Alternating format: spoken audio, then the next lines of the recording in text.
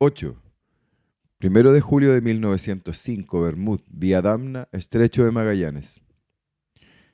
Al oriente de la capilla y con vista despejada hacia la costa norte, había otro gran terreno de cultivo fallido. Los primeros colonos intentaron de todo usando semillas que habían seleccionado y traído desde Ancud. Durante años plantaron en distintas épocas, experimentando, ilusionándose, asesorándose por observaciones meteorológicas, tratando de ganarle al frío y la nieve. Pero fue un derroche enorme de dinero, tiempo y energía. El historiador Vicuña Maquena lo había dicho de forma certera en su libro. El fuerte Bulnes era una pequeña Siberia. Y justo ahí, donde nada quiso crecer, topando en la cerca del lado oeste del fuerte, los residentes armaron un espacio de tristeza y calma a la vez, su propio camposanto. Era el único trozo de todo el predio que la furia de Cambiaso no arrasó. Él era un declarado cristiano, como muchos de su tropa, por lo que habría sido una imprudencia difícil de perdonar. Doña Paula no dudó en meter sus botines y su bastón al barro para avanzar. Era un terreno con cierto desnivel y había que pasar algunos charcos para llegar a la planicie donde estaban las tumbas. Sobre ellas, dos grandes canelos actuaban como guardianes de la sombra e interceptores de nevazones, aunque no lograban ofrecer demasiado cobijo, pues el silbido incesante de la ventolera no dejaba a nadie mantenerse en pie ahí durante mucho tiempo. Al detenerse frente a las hileras de pequeñas cruces descoloridas e irregulares, los tres se persignaron. Eran al menos unas 30 o 40. En algunas de ellas había nombres tallados, en otras solo fechas. En otras había pequeñas flores de largos tallos y pétalos estrellados salpicados de púrpura, azucenas.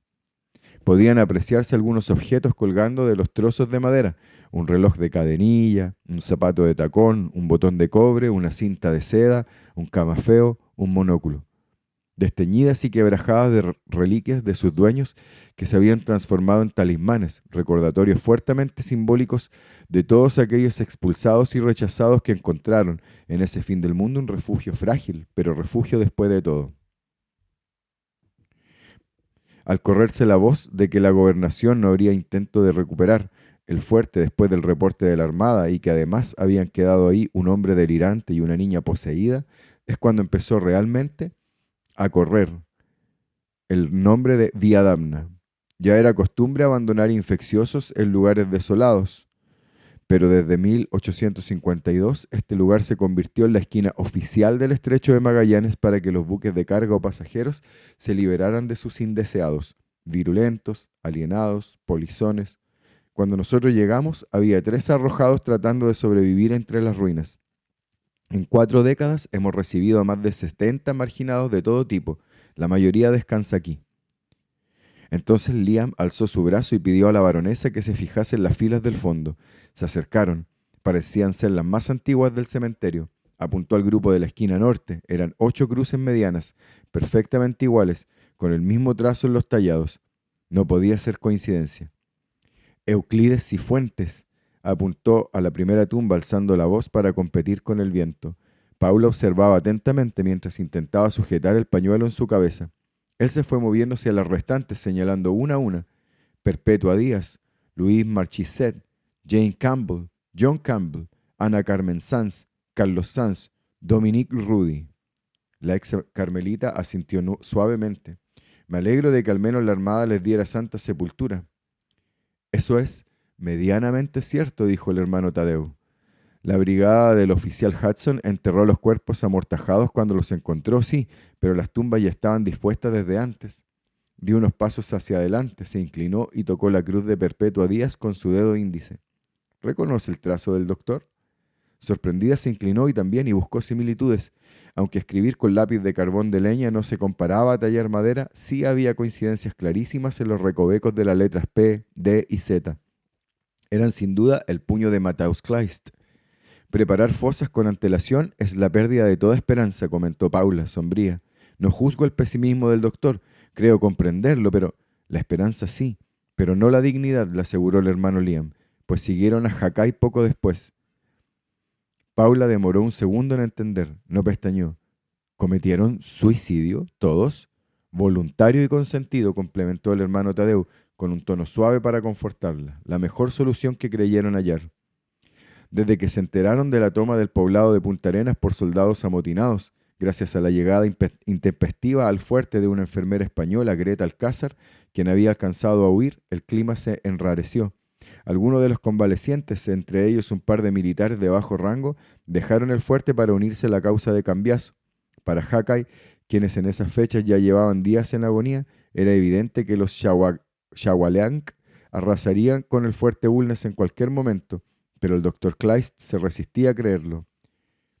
¿Para qué un desalmado como Miguel José Cambiaso querría perder tiempo en unas cuantas casas abandonadas y un puñado de enfermos? Hace años ya que no había visto nada valioso ahí, y ninguno de los últimos moradores, 8 pobres postrados que eran una amenaza para el soldado. ¿Qué caso tenía? Fue entonces cuando Hakai, antes de su Jamenque Kaañi, confió a Mataus lo que él ignoraba, que en la península de Santa Ana existían muchas tumbas indígenas escondidas, especialmente de fines del siglo XVIII, y que por la leyenda de oro contenido en ellas, por la leyenda de oro contenido en ellas, eran blanco constante de navegantes cazafortunas. La construcción del fuerte chileno paradójicamente había contribuido a ahuyentar a los mercenarios, pero ahora que ya no había colonos, ni milicia, ni ningún obstáculo, las historias regresarían a oídos incorrectos, a las mentes de los soldados equivocados y destruirían, quemarían, matarían a cualquiera que se interpusiese. Era imposible saber cuándo vendrían, pero vendrían, y él debía estar preparado para luchar o entregarse, o una tercera opción. Antes de su propia muerte concertada, el doctor pidió a la Shoikin que hablase con los postrados sobre Jamenque Kaañi. Era una figura querida y respetada por ellos. Atendieron cada palabra y no lo dudaron. A Mataus le sorprendió cuán rápido todos expresaron no solo su aceptación sobre el posible ritual, sino también su agradecimiento por permitirles tomar esa decisión. No quería ser responsable de la condena eterna de sus enfermos, y lo repitió en su bitácora en distintas entradas, como si buscase cerciorarse de que confiar en la sabiduría indígena era la única salida. Ya había accedido a protegerlos de los Hualichu mientras vivieran y ahora protegería sus almas al morir, aunque tuviese que partir con ellos. La enfermera Alcázar no estaba de acuerdo, intentó disuadirlo hasta el final, pero su convicción era inamovible. Al aprender la cosmología local, para él muchas cosas sobre la vida cobraron un nuevo sentido y sobre la muerte, la de los otros, la suya. Hakai preparó la solución de Adelfa para ella y dejó suficiente para el resto. Ya todos sabían qué hacer. Llegado el momento, Greta escaparía con Odeta hacia el sur, explicó el prior. Han llegado tras el último revol. Estamos listos. Alotoi un engeme coach. Fue lo último que escribió Matthäus Kleist en vida con fecha 2 de enero de 1852. Paula apretó su bastón. No solía permitirse las lágrimas en presencia de otros. Las enjugó con su pañuelo. Drásticas escenas nos deparará para siempre la guerra, pronunció, volteando para disimular su gesto. Sin ser partidaria de tomar la vida por mano propia, no se atrevía a condenar tal acto tan tajantemente como su credo lo imponía. ¿Acaso esa decisión no era parte del libre albedrío, uno de los mayores regalos del Todopoderoso que había entregado a sus criaturas? En tiempos atribulados, decisiones complejas. No seré yo quien les llame pecados. Ni nosotros. Por eso en la vía damna la voluntad del enfermo se respeta. Si espera su muerte natural, estamos con él hasta su último aliento. Si elige una muerte voluntaria, estamos para acompañar y bendecir su partida, respondió Liam. Recordaba con precisión más de un caso en Norteamérica, con adolescentes en uniforme llorando antes de salir a la línea de lucha. Algunos prefirieron la muerte por propia mano que la violencia de la muerte súbita, y en esas crueles circunstancias, el prior no dudó en otorgar la extrema unción a muchos que temblaban con su fusil cargado, sin importar si lo usaran contra otro ser humano o contra ellos mismos. La baronesa pensó un momento. Se echó hacia atrás para ver los sepulcros en conjunto, contó en silencio, revisó hacia los lados, las otras cruces, los otros nombres. ¿Dónde sepultaron al doctor? En ningún lado, respondió el hermano Tadeo, con calma, pues no hay cuerpo que sepultar. La anciana cerró los ojos, conmocionada. Liam apoyó su mano en la cruz de Euclides. Algunas nubes densas comenzaban a tapar el sol. Por confesiones de algunos subalternos de Cambiaso sabemos que el doctor opuso algún tipo de resistencia, pues fue trasladado muy mal herido al buque Florida, explicó el prior. Desde ahí se le pierde la pista. Puede que haya estado en el grupo que fue abandonado en la bahía Wood, y si falleció por complicaciones en el camino, su cuerpo fue lanzado al mar con seguridad, a la usanza habitual. Cuando se recuperó ese barco meses después y se pasó lista de toda la tripulación, incluidos amotinados y rehenes, él ya no estaba. Figura oficialmente como sin paradero conocido, pero la Armada le otorga una medalla al valor póstuma que, entiendo, fue derivada a su familia por el embajador del Reino de Prusia. Ella se persignó, imaginando que el dolor inconmensurable de perder a un ser querido se duplicaba o triplicaba al no tener un lugar donde rezarle o dejarle una flor. Las tumbas simbolizaban eso, un final concreto, tangible, un cierre formal de ciclo. Cuando no hay cadáver ni tumba, ¿cómo se cierra? ¿Es posible realmente? Pensaba en todos aquellos cuerpos que durante la guerra quedaban tumbados en tierra enemiga y no podían recuperarse. Había esposas, hijos, hermanos esperando por restos que jamás llegaban. ¿Puedes llorar lo que no ves? ¿Lo que no te consta? ¿Se puede ignorar una herida que jamás cicatriza? Al bajar la mirada, captó un apellido familiar por el rabillo del ojo. Pero su esposa sí está aquí, apuntó. En la misma hilera de los 8, pero en el otro extremo había una cruz un poco más delgada y alta, con un tallado tosco, aunque claro en su cometido. Liesel Adeline Kleist, 1825-1846. Y su hija, agregó Tadeo. La mirada cómplice que compartió el prior hizo que Paula arqueara las cejas. El escape de Greta y Odetta no funcionó, es obvio, pero ¿por qué no mataron también a la niña? Liam frotó sus manos, bajaba la temperatura. Porque nadie la vio, explicó encogiéndose de hombros. Ningún amotinado dijo haber visto una niña en el fuerte. Quizás mintieron, quizás no, pero el hermano Tadeo tiene una teoría. El más joven de los crucíferos presentes apretó los labios. Usted ya la conoció, ¿no? La escuchó.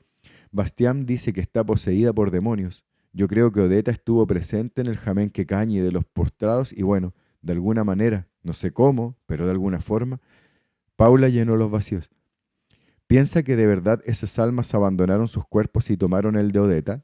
Le dijo regresando la mirada hacia las 8 tumbas iguales, los 8 de 9. Tadeo asintió, aunque no con especial vehemencia. Entiendo lo extraordinario que suena, pero después de todo lo que he visto es que, si supiera... No, por favor, no es su labor convencerme. Usaré la frase del hermano Liam. Ustedes llevan 40 años aquí, yo solo unas horas. No hay forma de que mi perspectiva del asunto sea más precisa que la vuestra, declaró con parsimonia y sinceridad. Sin embargo, si me permite, tiendo a pensar que la explicación puede recaer en algo más simple. Más simple que la necesidad de un exorcismo, espero, se preocupó el hermano Liam. Ella hizo una mueca parecida a una sonrisa nerviosa. ¿No han pensado que se trata nada más que una niña y ahora adulta profundamente trastornada? Vio arder su hogar, probablemente vio el ataque a su padre. Es posible que haya presenciado la muerte de todos esos enfermos a los que conocía muy bien. Recrear sus voces y personalidades quizá le trae algún consuelo, aventuró recordando luego el artículo del Magallanes. Los austríacos que quieren comprar este lugar hablan de histeria disociativa. No soy ninguna experta en alienados, pero consideraría el diagnóstico. Paula de Ferrari solía jactarse de tener muy buena memoria. Aún con sus avanzados años creía no haber perdido el don, pero este tipo de momentos era de aquellos que sembraban dudas sobre el inicio de su senilidad, pues no recordaba haber visto en todos sus años juntos, en la guerra de secesión, un gesto tan iracundo como el rostro del prior como aquel que estaba presenciando ahí, ahora, en el viento magallánico, levantando su abrigo. Es una absoluta vergüenza que un hospital supuestamente serio, y sus prominentes doctores crean que pueden diagnosticar a una persona que tan solo pasara un breve momento con ella, se enojó Liam, agitando la cabeza. Cuando vinieron aquí, apenas hablaron con nosotros. Ninguno de la comitiva sabía una palabra de castellano. La observaron desde lejos, sin siquiera cruzar la cerca, y no indagaron en ningún antecedente. El gobernador Ferrogués también ha venido varias veces, pero jamás se ha detenido más de unos minutos y no deja que nadie lo acompañe. De todo mi tiempo aquí, es usted quien más tiempo se ha quedado y más información ha recibido. Me niego a creer que, con todo lo que ha oído en las últimas horas, llegó a la misma conclusión que esos extranjeros. La ex carmelita sintió la incomodidad y la culpa la apretaba en el pecho. No era una sensación usual. Ante cualquier otra persona habría sacado de la manga sus mejores argumentos, una labia pulida en cierto de discusiones con laicos y clérigos, pero, curiosamente, no tenía ahora el brío para hacerlo. La situación era inusual. Creía que su interlocutor tenía razón. No ha sido mi pretensión ofenderlo, hermano Liam. Excuse mi atrevimiento y olvide por favor lo que dije. No estoy aquí para diagnosticar a nadie. El prior respiró hondo, relajó las arrugas en su frente. Perdóneme. Podrá notar que es un tema sensible. Ella intentó distender el lío en que se había metido. ¿Puedo preguntarle cuál es su teoría? ¿Coincide con el hermano Tadeu? Sinceramente, no tengo ninguna. No pretendo explicar quién es, sino aceptar quién es, aunque no logre del todo y me tome los pocos años que me quedan. Pero los lugareños le temen. Dicen que está loca, que es una asesina. Contribuye a que piensen que este lugar está maldito. Aún así, para los arrojados es un refugio libre de juicios, una morada segura, se defendió el anciano, y eso es, en buena parte, gracias a Odeta. Ella es quien ha salvado a muchos de morir en el mar. Paula asintió sin protestar. Era evidente el compromiso afectivo entre los crucíferos y la mujer que llamaban Nueve, y no había caso en cuestionarlo, pero sí necesitaba terminar de comprenderlo. Había una pieza faltante, obvia a estas alturas. ¿Fue ella quien los ayudó a ustedes tras el naufragio? Tadeu había guardado respetuoso silencio durante el último trozo de conversación, pero ahora levantó el rostro como si lo hubiesen golpeado un rayo. Miró al prior y él movió su mano derecha, serenándolo. Luego giró para caminar entre las tumbas. La baronesa lo siguió por instinto. Llegó a un espacio donde había tres de similares características. Cada cruz blanquecina de coihue tenía solo un nombre en pila tallado, sin años consignados de nacimiento y deceso, y con un rosario enredado en la parte superior. Eran sepulturas libres, de maleza antiguas pero cuidadas. El hermano Gael, hermano Stefano, hermano Joao, apuntó. Tadeu, más atrás, se persignó lentamente, apesadumbrado. Éramos 11 crucíferos a bordo del buque Pacific en 1865. A último minuto decidimos no volver a Portugal. Era aún muy peligroso, así que conseguimos una invitación a Uruguay, donde nos acogerían los frailes capuchinos en el convento de San Antonio. Comenzamos el viaje en California, pasamos por Valparaíso y debíamos atravesar este estrecho hasta Montevideo, con una parada programada en Punta Arenas. Hizo una pausa profunda. Su mirada se perdió en un punto vago. No resistimos la tormenta del 13 de agosto al pasar al frente del canal Magdalena. ¿Ha visto el casco de un barco partirse en dos? Es aterrador y espectacular al mismo tiempo. Paula se mantuvo expectante. No quería decir nada inapropiado frente a un recuerdo tan duro. Tadeu tomó la palabra. Debíamos recalar en Puerto Montt, pues es muy peligroso navegar de noche, pero el capitán nos respetó las advertencias. Aceleró en el peor momento. Estábamos muy cerca de Punta Arenas, a unas horas más o menos. Tengo recuerdos difusos, aceptó el prior. Solo algunas imágenes. El primer sacudón dejó las literas de cabeza. Los siguientes quebrajaron las paredes y el mar entró por todos lados. Sí, recuerdo los gritos, la sal en mi boca. No sé cuánto tiempo estuve a la deriva, no lo sé. Mi siguiente recuerdo es un brazo muy fuerte que me levantó desde el pecho y me sacó a flote. Unos segundos más abajo, el agua y hubiese muerto. La anciana miró a Tadeu. Él negó. Encontré al hermano Liam horas después, cuando él ya estaba en tierra. Me aferré a lo que pude y llegué nadando hasta el roquerío de San Isidro. No me salvó ningún hombre, aclaró el prior. Me salvó una joven. Tenía la tez blanca como la leche y el pelo largo y muy oscuro como la noche. Demostraba una fuerza descomunal para tener 18 años. Cuando Liam recuperó completamente la conciencia, ella se presentó, primero como Euclides, luego como Ana Carmen. Luego, un acento prusiano le preguntó cómo se sentía. El crucífero tenía tanta agua en los pulmones y tantos golpes en la cabeza que le costó un par de días reaccionar completamente a lo que estaba atestiguando. Ni puedo imaginar el miedo que debe haber sentido la primera vez frente a ella. Liam hizo un gesto suave. Confieso una mezcla perfecta entre miedo y fascinación, que no ha cambiado hasta hoy, sinceró. Paula creía entender esa sensación. ¿Y pudo salvar a alguien más? Éramos unas 40 personas a bordo. La mayoría desapareció en el mar. De nuestros 11 hermanos, hay 7 que nunca más volvimos a ver.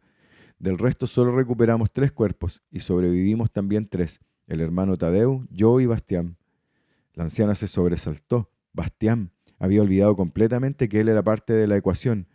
Alabado sea nuestro Señor Santísimo. Ahora entiendo por qué le teme al mar, se afligió ella. Él terminó en la costa de la isla Dawson, explicó Tadeu.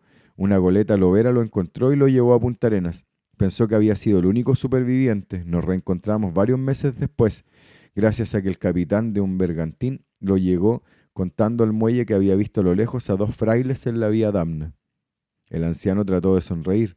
La providencia lo había acompañado, fue acogido por unos colonos y pudo ir a la escuela. Punta Arenas es su hogar. Tenerlo hasta estos días tan cerca de nosotros es una bendición. Las palabras del crucífero apaciguaron el corazón de doña Paula, pero también la empujaron a sacar conclusiones. Entonces Bastián quiere que salga del fuerte. Probablemente le ha ofrecido comodidades, pero usted quiere quedarse a toda costa. Asintió. Y le repito lo que le respondí. Este es mi hogar. Le debo mi vida a Odeta y el sentido de mi vida a cada arrojado al mar. No quiero unirme a otra misión. Quiero continuar esta, la que el Todopoderoso puso frente a mí.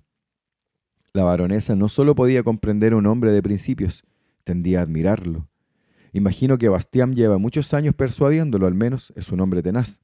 Y lo queremos por eso, habló Tadeo, pero él sabe que es una batalla perdida. Nos sorprendió que recurriese a usted como una forma creativa de insistir, lo que no significa que no estemos dichosos de verla, sin duda. Paula hizo una mueca de incredulidad. No puedo decir que haya sido una visita aburrida, sonrió. Usted tampoco quiere irse. Él movió la cabeza, sereno. En este momento hay 6 personas cubiertas en velo que dependen de nuestra tosudez. Cada vez llegan menos y menos arrojados, es cierto. Ahora los barcos son más modernos y seguros. Hay más control sanitario en los puertos. Quizás unos años dejemos de ser necesarios, pero hoy lo somos, y solo eso importa. El cielo ya estaba cubierto por completo de nubes grisáceas. La temperatura había bajado bruscamente. Doña Paula no sabía cuánto tiempo había pasado desde que entró al fuerte, pero parecía un siglo. El prior le ofreció escoltarla hasta la salida y ella aceptó, no sin antes mirar las sepulturas por última vez y persignarse en señal de respeto. Soy una apasionada propulsora de las convicciones de terceros, dijo mientras caminaba por la hierba seca hasta el límite oeste. Así que no me malinterprete, pero por mucho que comprenda por qué quieren quedarse, no pueden quedarse. La venta es un hecho. Liam no volteó, manteniendo su rostro contra la fuerza del viento. ¿Y qué propone? Hay opciones, y no solo religiosas. Hay beneficencias civiles que estarían encantadas de recibirles, no lo dude. Puedo hacer esos contactos. Son ustedes un grupo reducido, no es que tengamos que trasladar una ciudad entera, lo que facilita mucho las cosas y bueno, solo quedaría convencer a 9. Ambos crucíferos bufaron, como conectados por la misma idea invisible. No lo lograron oficiales de la armada ni cuando era una niña, respondió el hermano Liam, cuidando sus pasos al bajar por el lomaje. Podría descender el Creador mismo desde los cielos y ella le plantaría cara. Jamás se van a ir, y con justa razón, afirmó Tadeo, mirando a Paula a los ojos. ¿No lo entiende? Porque nació aquí, por el recuerdo de su padre, por el trauma. Él agitó la cabeza al tiempo que el hermano Liam indicaba un atajo hacia la izquierda, atravesando uno de los sembradíos muertos. Paula y Tadeo lo siguieron. Usted lo dijo. Tiene fama de asesina, ¿no es así? Pues la fama tiene asidero, admitió el anciano, muy directo. Ha acabado con la vida de varios hombres que han querido entrar a la vida damna a lo largo de los años y hemos sido testigos silenciosos de su actuar. Eso es muy grave, se impactó Paula, más que todo por el desparpajo con el que el crucífero admitía su desidia ante los hechos. Entonces el periódico estaba en lo cierto respecto a ustedes. ¿Cómo es posible que no la denuncien y la entreguen a la justicia? Encubrir también es un delito. Pero ahora usted también sabe que decenas de arrojados le deben a Odeta su vida, sopesó Tadeo, hablando muy serio. Las personas tras los velos no le temen, la respetan. ¿Cómo explica esa contradicción? Es una mujer muy perturbada, impredecible. Las contradicciones son evitables, presumo. Coincidiría con usted si las víctimas fuesen aleatorias.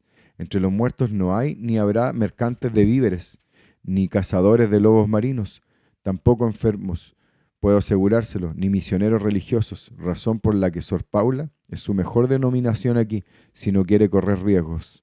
Paula de Ferrari bajó la velocidad de su caminata en el último tramo, cambió su gesto de estupefacción a uno caviloso. Se sentía atrapada en una suerte de acertijo del que seguro se reprendería después por no haberlo resuelto con más agilidad. Entonces, ¿qué terrible característica compartían todos los fallecidos por su mano? El hermano Liam sostuvo su mirada. Buscaba la tumba de su madre. Madrecita. El huérfano y sobreviviente de naufragio Bastián de Galaes hacía señas con ambos brazos en alto al otro lado del límite del fuerte Bulnes. La felicidad de ver a doña Paula en una sola pieza, sin rasguños ni daños visibles, le devolvía algo de paz. Tenía un rosario de esferillas de madera estrangulado en el puño. ¿Cuántos misterios rezaste?, le preguntó Tadeo al llegar a la cerca, sonriéndole. Se abrazaron. Perdí la cuenta. Lo importante es que no ha sucedido nada que debamos lamentar, se atrevió a afinar, aunque al ver al rostro de la baronesa más de cerca tuvo dudas. ¿Verdad? Nada que lamentar sobre mi integridad física, no. Mucho que lamentar en otras índoles, mucho que aprender, otro tanto que entender, bastante que decidir, concluyó, pensativa, y como Bastián estaba lejos de disfrutar los comentarios crípticos, buscó los ojos del prior por ayuda. Dijo que tenía muchas preguntas. Yo le di las respuestas, le explicó con serenidad. Entonces, ¿resolvieron ya qué haremos frente al desalojo? Paula, aún con la mirada perdida, ignoró la voz del portugués y subió el mentón. Su transporte estaba detenido a unos 20 metros de la cerca perimetral. Los caballos pastaban. Don Abel llamó al cochero, con volumen requerido para sortear la distancia sin moverse. ¿Habrá dejado Marcia algún resto de papel en el carruaje o el gobernador Ferrogués lo gastó todo en sus cuentas? El argentino soltó las riendas y bajó rápidamente de su puesto para mirar dentro de la cabina. Luego volteó diciendo, «Sí, baronesa». Ella le hizo un gesto para que lo llevara hasta ella. Bastián, confundido, retomó la conversación. «¿Podrá ayudarnos finalmente?», insistió preocupado. La anciana lo tomó del rostro y le sonrió. «Te lo prometí, ¿no?». Él asintió, intentando relajarse. Miró a Tadeo y al prior. «Cuénteme, ¿cuáles son sus planes?». «El más inmediato es extender el toldo de cáñamo sobre las cajas de comida en el establo, porque huele a pronta lluvia», respondió Liam, alzando la mirada al cielo. «Me refiero al traslado, padre». «Ah, al menos descartamos a los salesianos». Mientras hablaban, el cochero había llegado hasta la anciana con un trozo amarillento de papel vegetal y un lápiz de grafito. Ella lo agradeció con un leve gesto de cabeza, apoyó el papel en un listón de la cerca de coigüe y comenzó a escribir. Ahora comprimía lo escrito en 4 dobleces y se lo entregaba al mismo chofer. «Don Abel, por favor, asegúrese de que esto llegue a manos de Sixto. Dejé suficiente dinero para jornadas extra, así que no dude en exigirle su paga de hoy y mañana». «Gracias, baronesa», sonrió él, inclinándose en una reverencia. Bastián arrugó la frente. «¿Qué hay en ese mensaje?». «Instrucciones para mis criados». «¿Y no prefiere dárselas presencialmente?». «Dado que aún no manejo el arte del desdoblamiento, lo veo difícil, pues ellos están en Punta Arenas y mi cuerpo seguirá aquí». Todos se congelaron. Tadeo esperó unos segundos antes de preguntar, «¿A qué se refiere con mi cuerpo seguirá aquí?». «Que mi cuerpo seguirá aquí, no aquí, claro. Espero que el hermano Liam no pretenda que esta anciana duerma a la intemperie». Liam, Tadeo, Bastián y hasta el cochero se miraron entre ellos intranquilos. «No puede estar hablando en serio». Ella volteó hacia el prior. «Sé que le dije que no había venido a hacer diagnósticos, pero quisiera retractarme. Quizás sí le interesa que le provea ese servicio. ¿Cuándo fue la última vez que un higienista revisó a sus enfermos?». «Tras el doctor Kleist, ningún médico ha aceptado entrar aquí jamás», obtuvo él. «Está dicho entonces, me quedo». «Es admirable su generosidad», le respondió Liam, pasmado, juntando sus manos en el pecho, «y su ímpetu. Dios bendito», se persignó, «pero necesito que reflexione un segundo sobre lo que está diciendo. ¿Quiere pernoctar aquí, en la vía Damna?». «Bien amerita una plana en el Magallanes», susurró Tadeo, aunque sonaba a broma, su rostro estaba serio como una roca. «Eso es justamente lo que estoy diciendo». Bastián soltó una leve risa de nerviosismo. Paula no movió ni una ceja. Entonces él se enserió de golpe. «¿Debo tomarla por demente? Jamás podría dejarla sin escolta en este lugar». «Querido mío, quizás nuestra amistad tiñó mi buen castellano, pero ¿sonó como si estuviese pidiendo tu permiso?». El rostro del laico portugués pasó de serio a sombrío. «Madrecita, no estoy jugando. Puede morir aquí». «Lo sé muy bien», respondió ella, «pero tengo confianza en que no sucederá. Y si sucede, te otorgo el beneplácito de escribir en mi lápida: ninguna mortal es responsable de mis malas decisiones». «Por favor, denme una buena razón. No puedo permitir que se arriesgue de esa manera. Soy responsable de su bienestar. Yo le pedí venir». «Y yo la dejé entrar», interrumpió el hermano Liam. «Soy responsable de darle una falsa sensación de seguridad. No tuvimos ningún incidente, gracias al Señor, pero es imposible asegurarle que...». La aflicción de ambos era honesta, y ella no quería provocar sufrimientos vanos. Levantó sus manos suavemente. «No tengo nada más importante que hacer que aportar con una solución para este entuerto», les dijo determinada, «pero necesito un poco más de tiempo. Si es así, don Abel y yo podemos esperarla hasta el atardecer». Ella suspiró. «Has intentado convencer a tu prior de abandonar este fuerte durante años, sin éxito. ¿Qué te hizo pensar que yo lo lograría en un par de horas?». Le interpeló, aunque cálida. Bastián se ruborizó y Liam bajó sutilmente la mirada. «Al menos dame una noche y veremos si sucede el milagro». Le aseguro que una noche en la vía Damna es suficiente para que cualquiera se convenza de no volver nunca más, habló el hermano Tadeo, inquieto. Probablemente era un comentario disuasivo, pero para doña Paula la intriga era un aliciente. Ella tocó la pierna de Bastián con su bastón. Regresa mañana antes de que oscurezca. Trae una carreta extra. Al mediodía siguiente es el plazo fatal, ¿no? Ya sea que tengamos o no una solución, deberemos igualmente salir todos de aquí, pero pretendo que sea de forma ordenada y serena. ¿O crees que le daré a Ferrogués el placer de apersonarse y echarme a punta de fusil? Conseguiré otro carruaje. Regresaremos a esta hora mañana, le aseguró don Abel. La anciana le sonrió con los labios pegados. Voy a arrepentirme de esto, balbuceó el prior, persignándose. Recuerdo a los crucíferos como unos optimistas empedernidos. Este sería un buen momento para volver a sus raíces. ¿Se retira su visita, padre? Todos en el grupo se sobresaltaron al escuchar la intrusión de un acento español a sus espaldas. Paula tomó su bastón en postura defensiva en un acto reflejo. La delgada figura de 9 estaba apenas unos pasos de distancia, con el cabello tan embarañado que tapaba la mitad de su cara. Se llevó la mano derecha a la boca para seguir mordiéndose las uñas, ya que sangraban. 10 o 15 metros más atrás, 3 fantasmas de velo bajado estaban atentos a la escena. Uno de ellos hacía un extraño ruido con su garganta. El hermano Liam no tuvo necesidad de pronunciar su habitual «¿Quién me acompaña?». «Ana Carmen, ¿es posible que Sor Paula se quede esta noche con nosotros? Su experiencia sanitaria nos será muy útil, pues podrá ayudar a quienes quiera revisar sus dolencias. ¿Qué opinas?». La mujer no respondió. Sacando un trozo de cutícula de su dedo índice con los dientes, mantenía la mirada en la baronesa, quien volvía a sentir náuseas, como la primera vez. Sus ojos verdes delataban más curiosidad que duda, pero sin la expresión completa del rostro era difícil concluir cuál era su veredicto. El prior intentó otro camino, uno más riesgoso. ¿Crees que Luis estará de acuerdo con recibir a nuestra huésped? Quitó la mano de su boca, lentamente inclinó su cabeza hacia su hombro derecho y ahí se quedó. 2 dedos de sus pies se levantaban en pequeños espasmos. Apretó la mandíbula y pestañeó muy rápido. Los segundos se hicieron eternos. Ahora sus ojos eran casi negros. «Nous verrons», ya lo veremos. 9 estiró su cuello y sus vértebras crujieron. Luego giró sobre sus talones sin mirar ni despedirse de nadie y regresó hacia el fuerte. Los enfermos tras sus velos esperaron que pasara junto a ellos para seguirla. Arrastraron sus telas en vaivén como campanas de tul. Desde el otro lado de la cerca de madera, Bastián apretó el brazo de doña Paula, aterrado. Ella puso su mano sobre la de él. «Una noche, Dan Andiño, ni un minuto más».